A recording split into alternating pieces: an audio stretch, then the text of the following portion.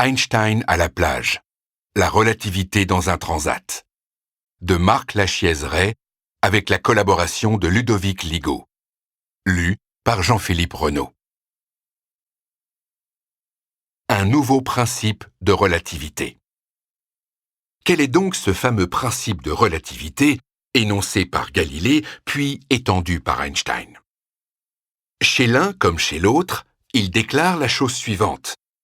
Les lois de la physique s'écrivent exactement de la même façon pour différents observateurs, des physiciens effectuant des mesures, en mouvement les uns par rapport aux autres.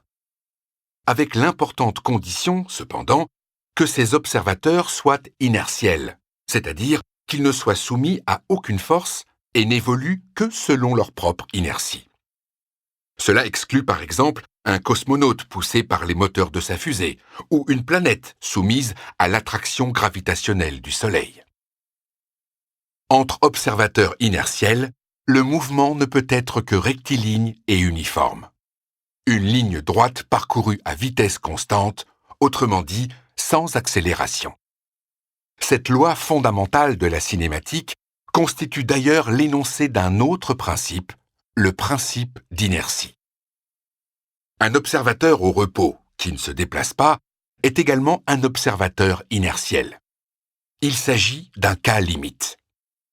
Le principe de relativité implique donc que les lois physiques s'écrivent pour tout observateur inertiel, comme s'il se trouvait au repos.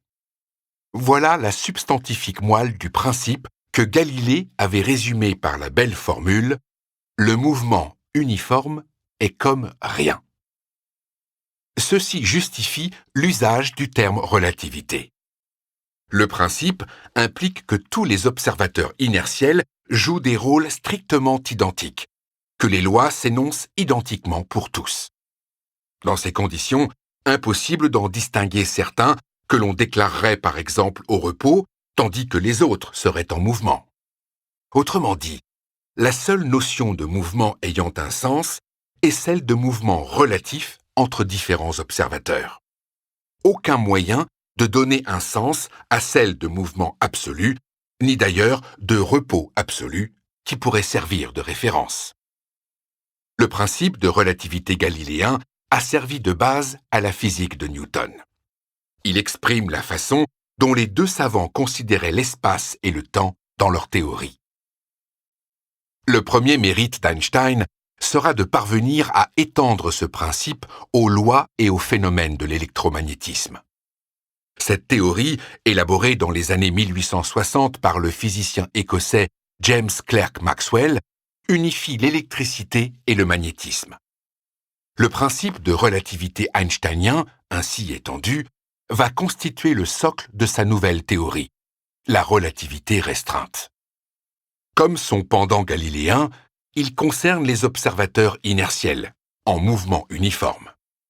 Mais cette fois, il prend en compte les lois de l'électromagnétisme. Cette extension n'est pas anodine, car comme l'a compris Einstein, elle implique la disparition des notions de temps et d'espace absolu, qui seront remplacées par celles d'espace-temps.